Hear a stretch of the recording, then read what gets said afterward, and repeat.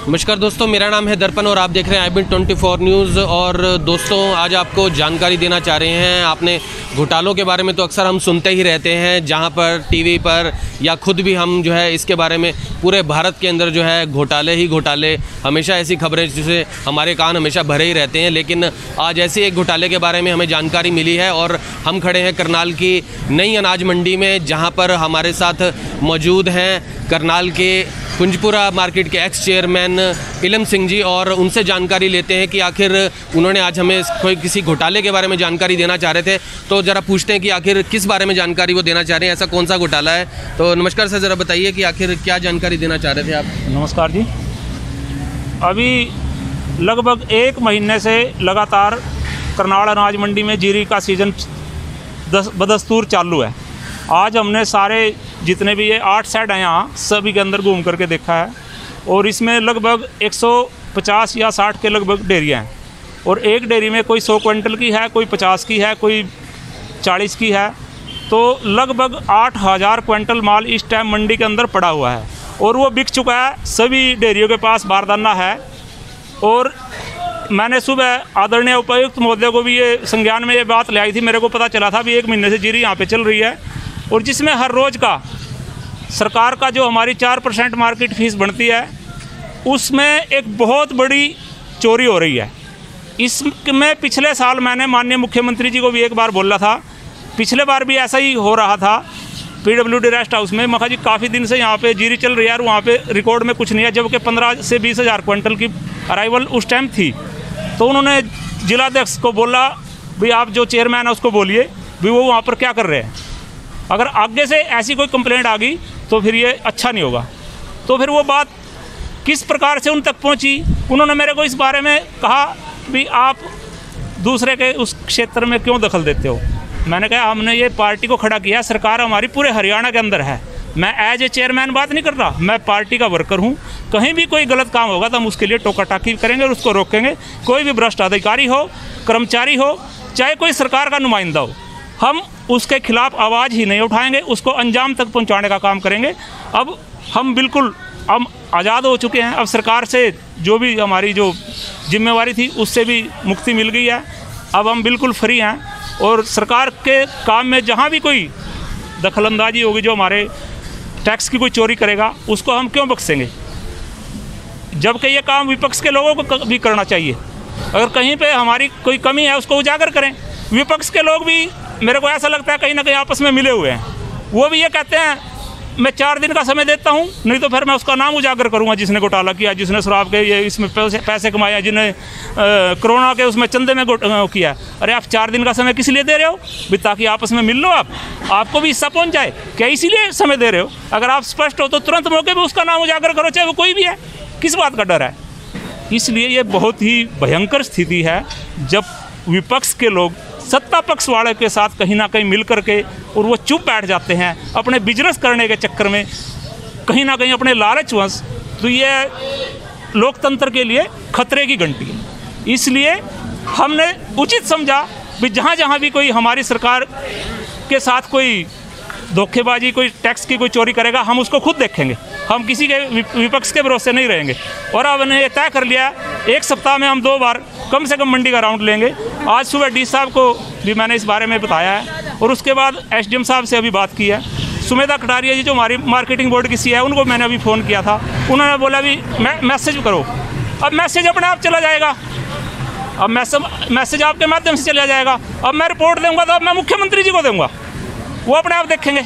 माननीय मुख्यमंत्री जी हमारे ईमानदार मुख्यमंत्री हैं, हम उनके सिपाही हैं। हम उन्हीं का नीतियों पर चलते हुए माननीय मोदी जी की और मनोहर लाल जी की नीतियों को आगे बढ़ाने के लिए हम काम कर रहे हैं। और अब सभी अभी किसान हैं हम, लेकिन हमारे को दर्द है, किसान को ना तो उसका पूरा दाम मिलता, और अब ये टैक्स की भी जो चोरी कर रहे हैं, तो ये बहुत बुरी बात है। हम ये चोरी नहीं करने देंगे।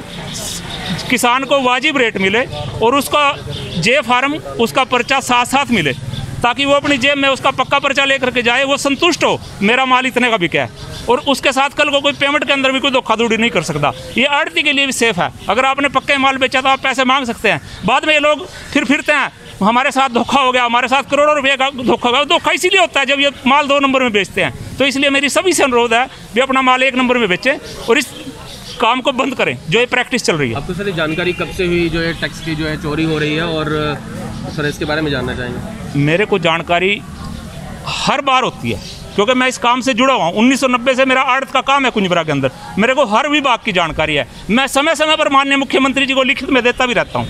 ऐसा नहीं मैं आज ही दे रहा हूँ। तो पहले कभी कोई कार्रवाई? पहले कार्रवाई जब ये फर्जी जो लिखने वाला, जीरी की लिखाई वाला जो मामला है, ये जैसे ही हमारी 2014 के अंदर सरकार बनी थी उसी टाइम मैंने माननीय मुख्यमंत्री जी को एक पूरी चिट्ठी लिखी थी और मैंने कहा था भी जो भी ये जीरी अभी खरीद दिया, क्योंकि जब जीरी का सीजन चल रहा था, जब अक्टूबर के अंदर चुनाव हुआ था, भाई एक टीम बनाओ, उसकी फिजिकल वेरिफिकेशन करो ताकि ये लोग सही में किसान का माल खरीदें, खाली पर्चे ना काटें।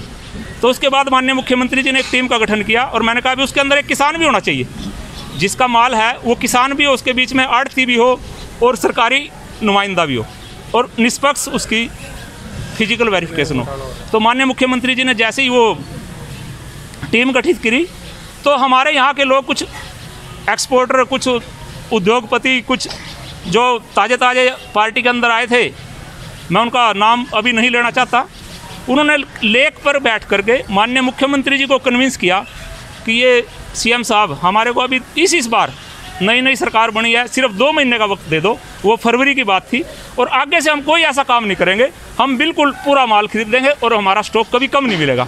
उसके बाद वो प्रैक्टिस, उनको हौसला हो गया। जब माननीय मुख्यमंत्री जी ने वो आदेश वापस ले लिए तो चोर हो गए और पैर हो गए।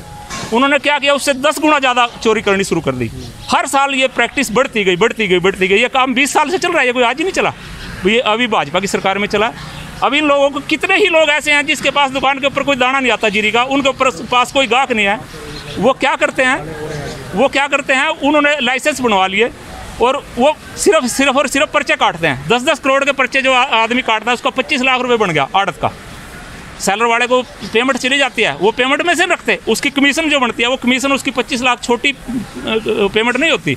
अब वो भी आज बड़े शेर बन गया, वो हड़ताल करते हैं, वो किसानों का नाम लेते हैं, किसानों को बरगलाते हैं। भाई ये सरकार तो किसानों और व्यापारियों को लड़ाने का काम कर रही है, उनका व्यवहार खराब करने का काम कर रही है, जबकि उसके पीछे नीयत कुछ और है। उसके पीछे नीयत ये है, अब आपने जो जीरी लिखवाई, 1.5 क्विंटल जीरी के बदले में आपकी जेब में 2800 रुपये आए और उसके बदले में आपने चावल देना है। आज चावल का रेट 2150 रुपये है, तो आपको कितना मार्जिन हो गया? ये सीधा हिसाब बता रहा हूँ मैं, 700 रुपये क्विंटल। 700 रुपये क्विंटल और 270 क्विंटल की एक गाड़ी है।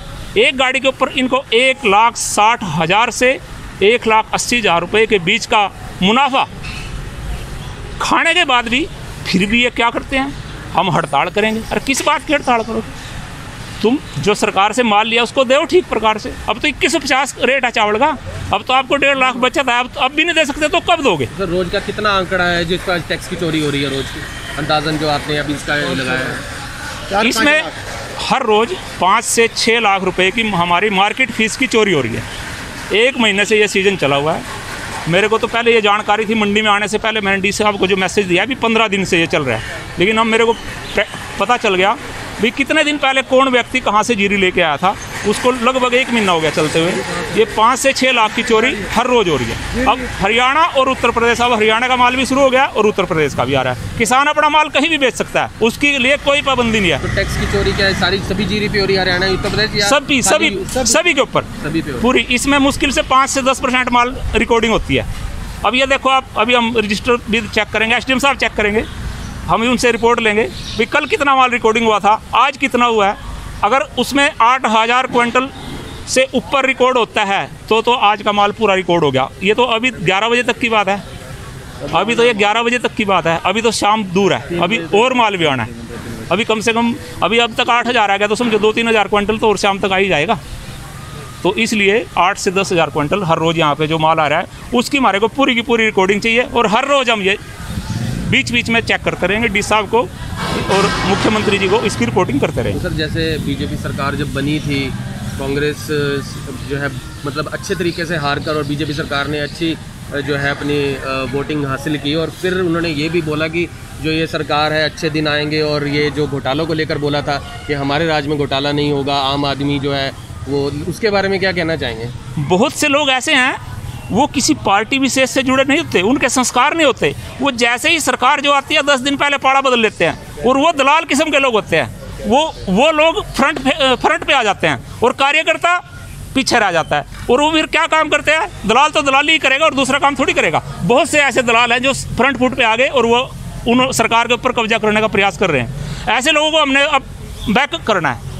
अभी हमारी सरकार को 1 साल भी नहीं हुआ बना हुआ है, तो हमने अब ये निश्चय किया है भी जो भी ऐसे व्यक्ति हैं उनको हम दूर करेंगे और ऐसे व्यक्ति को आगे नहीं आने देंगे, उनको सलाखों के पीछे पहुंचाएंगे। क्योंकि उन्होंने पहली सरकारों में भी घोटाले किए हुए हैं, उनको दबाने के लिए वो सरकार में फ्रंट फुट पे आके खड़े हो जाते हैं। अब आगे आपकी रणनीति क्या रहेगी? सरकार से घोटाला क्या बात कर रहे हैं? पूरे करनाल के अंदर कहीं भी कोई भी कुछ भी 1% भी कहीं भी हमारे को लगेगा भाई यहाँ पे गड़बड़ है, तो हम वहीं पर जाकर के खड़े होंगे और माननीय मुख्यमंत्री जी को उसकी रिपोर्टिंग करेंगे। और अगर यहाँ से भी तक भी बात नहीं बनी, फिर हम अपनी जहाँ भी हमने चिट्ठियाँ लिखनी है वो हम लिखेंगे। पूरी ट्रांसपेरेंसी जो नियत और नीति हमारी सरकार की है उसको हम बिल्कुल स्पष्ट करेंगे। तो यहाँ पर हमने जानकारी ली है जो कुंजपुरा के मार्केट के एक्स चेयरमैन हैं इलम सिंह जी, और उन्होंने बताया कि किस तरीके से आप देख सकते हैं कि रोज़ का मतलब 4 से 5 लाख रुपए के टैक्स का घोटाला जो है वो कम से कम बताया जा रहा है। और आपको बता दें कि ये इस तरह के जो घोटाले हैं हरियाणा में ये पहली बार नहीं, पहले भी जीरी घोटाला, धान घोटाला, ऐसे कई घोटाले जो हैं आप जो है इसके अंदर जानकारी आपको मिलती रही होगी। और फ़िलहाल जो है आपको ये तस्वीरें लाइव दिखा रहे थे हम करनाल की नई अनाज मंडी से, जहाँ पर टैक्स चोरी का, जिसमें यूपी और हरियाणा की जो यहाँ पर जीरी है उसके अंदर आप देख सकते हैं कि काफ़ी बड़ा जो है घोटाला यहाँ पर टैक्स चोरी का बताया गया है। और रोज़ की फ़िलहाल जो है 8 से 10 हज़ार क्विंटल जो है यहाँ पर जो है जीरी आप देख सकते हैं दूर दूर तक पड़ी है। और फ़िलहाल ये कह सकते हैं कि आखिर घोटालों से मुक्ति मिलेगी कब, लेकिन फ़िलहाल ये ज़रूर कह सकते हैं कि जब बीजेपी की सरकार के, जैसे हम यहाँ पर प्रदेश अध्यक्ष हैं वो खुद इस बारे में जो है बता रहे हैं और एक्स चेयरमैन है कमेटी मार्केट के, तो उन्होंने इसकी जानकारी दी। तो जब बीजेपी सरकार के खुद जो नुमाइंदे अगर इस तरह की जानकारी दे रहे हैं और घोटालों के बारे में, तो विपक्ष का तो क्या कहना। विपक्ष पर तो हमेशा आरोप ही लगते रहते हैं कि ये सब कुछ जानबूझकर होता है, लेकिन फ़िलहाल जो है यहाँ पर एक बड़ा घोटाला दिखाया जा रहा है और रोज़ की 4-5 लाख रुपए के टैक्स चोरी का बड़ा जो है यहाँ पर घोटाला दिखाया जा रहा है। तो फिलहाल आपको तस्वीरें दिखा रहे थे करनाल की नई अनाज मंडी से, और IBN 24 के ऊपर फिर से जुड़ेंगे आपसे। तब तक के लिए जय हिंद।